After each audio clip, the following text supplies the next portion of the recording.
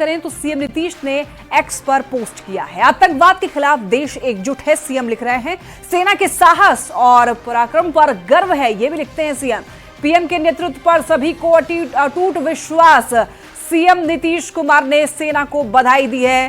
तो देखिए, नीतीश कुमार ने भी सेना को बधाई दी है और न केवल नीतीश कुमार बल्कि पूरा बिहार जो है वो खुश है और पूरा देश भी जश्न मना रहा है। ऑपरेशन सिंदूर के तहत जो जवाबी कार्रवाई की गई है, देखिए टीवी स्क्रीन पर आपको ट्वीट दिखा रहे हैं। नीतीश कुमार ने जो सोशल मीडिया साइट एक्स पर उन्होंने पोस्ट किया है उसकी ये तस्वीर, उसमें आप देख सकते हैं कि उन्होंने क्या लिखा है। जम्मू कश्मीर के पहलगाम में 22 अप्रैल 2025 को हुए आतंकी हमले के जवाब में भारतीय सेना द्वारा ऑपरेशन सिंदूर के तहत पाकिस्तान और पाकिस्तान ऑक्यूपाइड कश्मीर में आतंकवादियों के 9 ठिकानों को निशाना बनाया गया है। आतंकवाद के विरुद्ध पूरा देश एकजुट है। भारतीय सेना के साहस और पराक्रम पर पूरे देश को गर्व है, ये लिख रहे हैं नीतीश कुमार। और आदरणीय प्रधानमंत्री श्री नरेंद्र मोदी जी के नेतृत्व पर हम सभी को अटूट विश्वास है, गर्व है, जय Hind.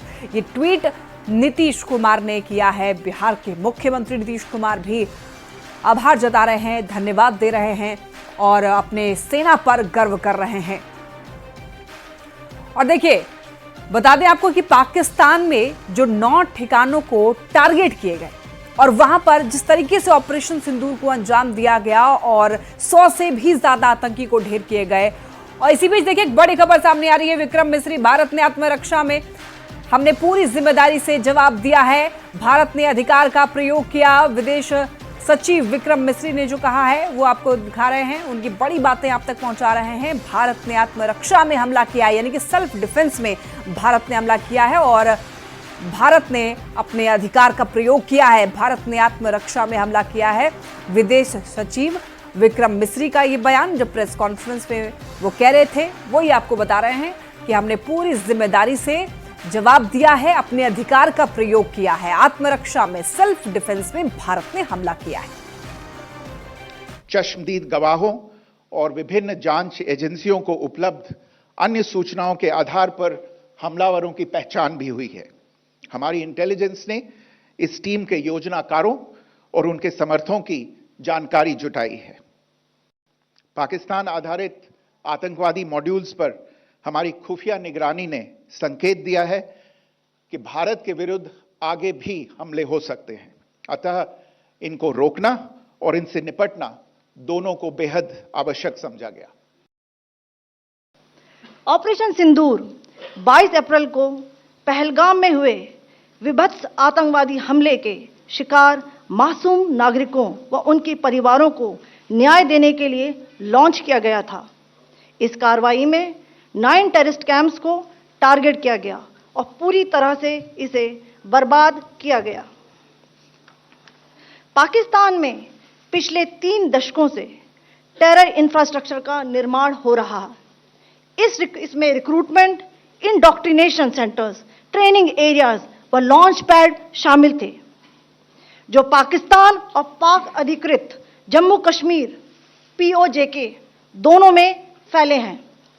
The strike on the terror camps were undertaken through precision capability, as shown to you.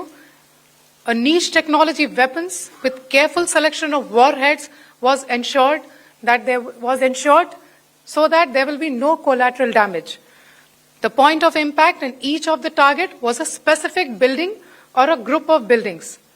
All the targets were neutralized with clinical efficiency, and the results reiterate the professionalism of the Indian Armed Forces in the planning and execution of their operations. No military establishments were targeted.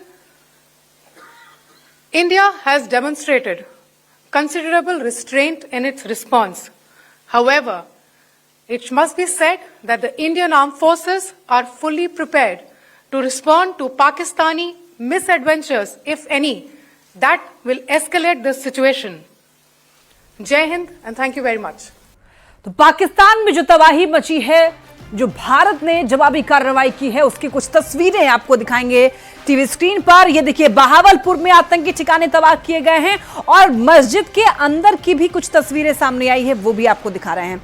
आप देखिए, वहां पर जो हमले किए गए हैं वहां पर किस तरीके से क्या स्थिति है, वो तस्वीर खुद ही बयां कर रही है। देखिए, हर जगह मलबा गिरा हुआ है, जो ये दीवारें हैं, ये जो इंफ्रास्ट्रक्चर है वो बिल्कुल यहाँ पर ध्वस्त हो गया है। हर जगह देखिए किस तरीके से, ये देखिए ये जो ऊपर की छत है वो टूटा हुआ नजर आ रहा है।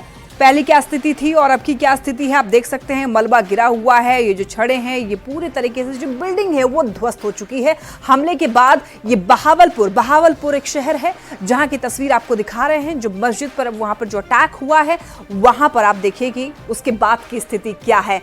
तो आप समझ सकते हैं कि जहां जहां अटैक भारतीय सेना ने किया है, बहावलपुर, मुरीद के, मुजफ्फराबाद और उधर सियालकोट और भी कई ऐसी जगह हैं जहां पर टारगेट बना करके ध्वस्त किया गया है। तो मुरीद के में देखिए आतंकी ठिकाना तबाह किया गया, उसकी भी तस्वीर आप देख सकते हैं टीवी स्क्रीन पर। आपको जूम करके भी दिखा रहे हैं। मुरीद के में आतंकी ठिकाने को जो तबाह किया गया, जो ध्वस्त किया गया है, ये लाल घेरे के अंदर आप देखिए, जूम करके भी आपको दिखा रहे हैं।